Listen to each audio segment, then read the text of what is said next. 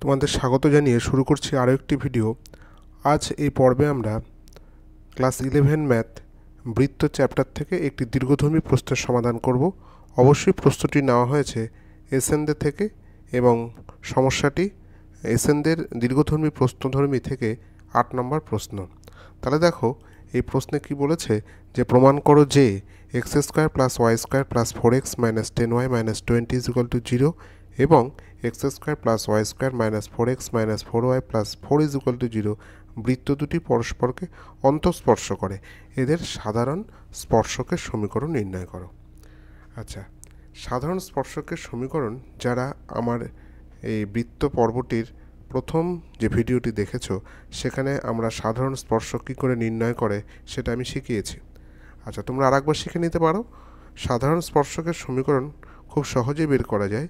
বৃত্ত দুটির যে সমীকরণ দুটো আছে সেখানে যদি আমরা বিয়োগ করে দিই জাস্ট, তাহলে আমরা সাধারণ স্পর্শকের সমীকরণ পেয়ে যাব।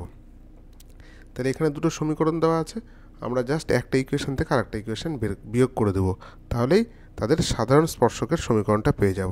তাহলে দেখো প্রথম সমীকরণটা কি আছে, x square plus y square plus 4x minus 10y minus 20, এটা প্রথম ইকুয়েশন হলো।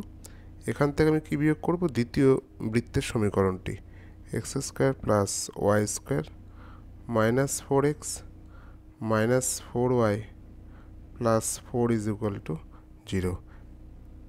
তাহলে দুটো সমীকরণ বিয়োগ করে দিলাম। দেখো এক্স স্কোয়ার এবং ওয়াই স্কোয়ারগুলো মাইনাস হয়ে কেটে চলে যাবে। তাহলে এখানে থাকছে কত, 4x, আর এখানে 4x ছিল মাইনাস 4x, মাইনাস মাইনাস হয়ে গেল প্লাস, তাহলে 4x প্লাস 4x এটা হয়ে গেল 8x। আচ্ছা, এখানে আছে মাইনাস 10y, আর এখানে মাইনাস মাইনাসে প্লাস হয়ে যাবে, তাহলে মাইনাস 10 প্লাস 4y মানে এটা হয়ে যাবে মাইনাস 6y। আর শেষে থাকছে এখানে 20, আর এখানে প্লাস মাইনাসে মাইনাস 4 মানে এটা হয়ে যাবে মাইনাস 24 ইজ ইকুয়াল টু 0। একে যদি আমরা সাধারণ ফ্যাক্টর দিয়ে ভাগ করে দিই, এখানে সাধারণ ফ্যাক্টর কত আছে বলো দেখি, 3 আছে, 3 তো হবে না, 2 আছে।